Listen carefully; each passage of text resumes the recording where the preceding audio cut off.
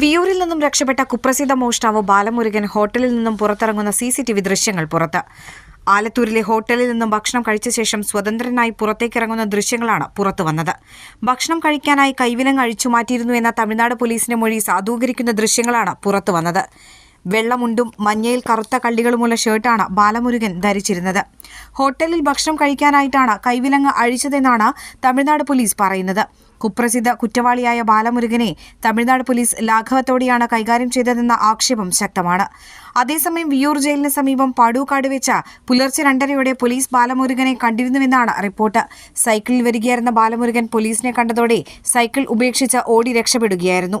നഗരത്തിലും സമീപ ജില്ലകളിലും ബാലമുരുകനായി വ്യാപക തെരച്ചിൽ തുടരുകയാണ്. പ്രദേശത്തു നിന്നും ഇന്നലെ രാത്രി ഒരു സ്കൂട്ടർ കളവ് പോയിരുന്നു. സമാജം റോഡിലെ താമസക്കാരനായ TK സുരേന്ദ്രന്റെ സ്കൂട്ടറാണ് മോഷണം പോയത്. കേരളത്തിലെയും തമിഴ്നാട്ടിലെയും കൊലപാതകം, മോഷണം ഉൾപ്പെടെ 53 കേസുകളിൽ പ്രതിയാണ് ബാലമുരുകൻ. 2023 സെപ്റ്റംബർ 24 മുതൽ വിയൂരിലെ അതീവ സുരക്ഷാ ജയിലിലായിരുന്നു ഇയാൾ. പോലീസിനെ ആക്രമിച്ച് നേരത്തെയും ജയിൽ ചാടിയിട്ടുണ്ട്. തമിഴ്നാട്ടിൽ തെളിവെടുപ്പിന് ശേഷം വിയൂരിലേക്ക് കൊണ്ടുവരുമ്പോൾ തമിഴ്നാട് പോലീസിനെ വെട്ടിച്ചാണ് ഇയാൾ രക്ഷപ്പെട്ടത്.